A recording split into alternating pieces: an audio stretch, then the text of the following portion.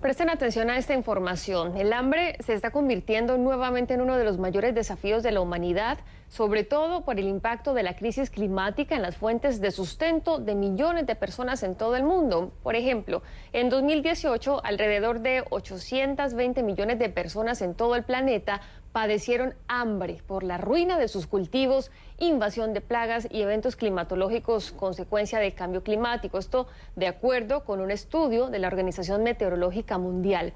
La investigación también arrojó que la selva amazónica podría quedar reducida a una sabana árida en un plazo de 50 años si no se revierte de manera urgente los daños que se le infligen. Y es que el cambio climático es más mortal que el coronavirus. Así fue el titular que utilizó la ONU para referirse precisamente a este informe de la Organización Meteorológica Mundial, sin despegarse, por supuesto, de la crisis sanitaria actual. Y esa afirmación, hay que decirlo, está fuertemente sustentada. Vamos a hablar sobre ello con Javier Sierra. Él es portavoz de Sierra Club, una organización medioambiental aquí en los Estados Unidos. Javier, gracias por estar con nosotros y bueno, básicamente el informe nos pone de frente consecuencias tangibles de la crisis climática, cosas que ya estamos viviendo. ¿Qué fue lo que más le sorprendió a usted de este informe? Buenos días. Muy buenos días, Jennifer. Realmente uno ya viene curado de espanto, te digo. Esta no es la primera vez que nos advierten este tipo de problemas creados por la crisis climática. De hecho, hace un par de años, aquí en Estados Unidos, la administración negacionista del señor Trump emitió lo que le obliga al Congreso a emitir periódicamente, que se llama la Evaluación Climática Nacional, y esta evaluación nos dice que si no reducimos drásticamente las emisiones de cambio climático, es decir, las emisiones de combustibles fósiles, las consecuencias económicas van a ser realmente catastróficas, y nos indica que si realmente no ponemos un freno y no ponemos soluciones a este problema, para el año 2050-2060 vamos a tener unas pérdidas anuales en Estados Unidos de unos 600.000 millones de dólares por consecuencias, por ejemplo, pérdidas agrícolas, la subida del nivel del mar. Y esta realmente es lo más preocupante, sobre todo si la gente que vive en Florida, la mitad de la península de Florida quedaría sumergida, extensas áreas del Golfo de México, Luisiana, Mississippi, etcétera. Entonces, no es la primera vez que oímos estas advertencias. Lo que sí nos gustaría es que de una vez por todas los líderes del mundo abran las orejas, escuchen y se den cuenta que no podemos seguir de esta manera.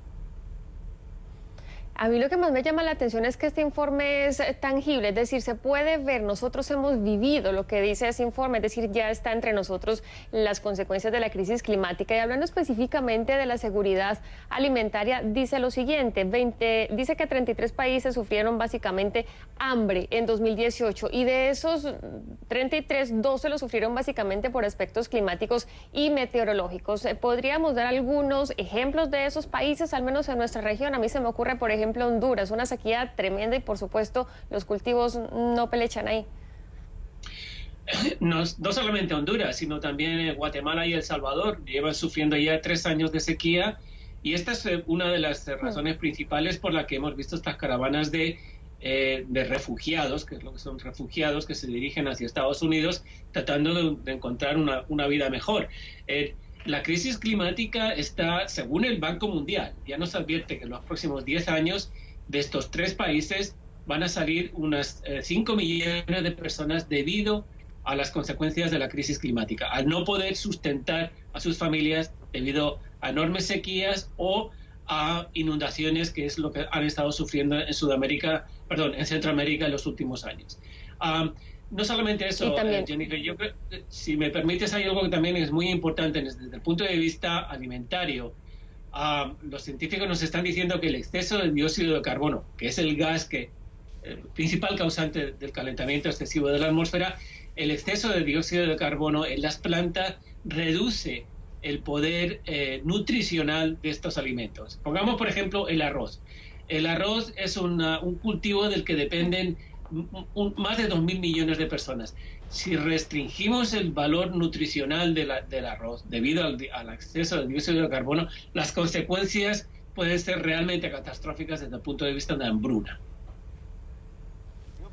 Claro, estamos hablando entonces de pérdida de nutrientes en los alimentos o de pérdida de cultivos precisamente por sequías o inundaciones, lo cual puede generar, como lo estamos viendo ya, unas enormes masas o olas migratorias hacia otros países. Ahora, también hablan del tema de la Amazonía. Javier, nos preocupa mucho porque dice que básicamente va a cambiar el paisaje del Amazonas en 50 años si es que no hacemos algo que pareciera que va a suceder esto, ¿no? ¿Qué es lo que dice sobre la Amazonía? A mí no me gusta asustar y preocupar a la gente innecesariamente, pero en este caso no tenemos más remedio que confrontar la verdad.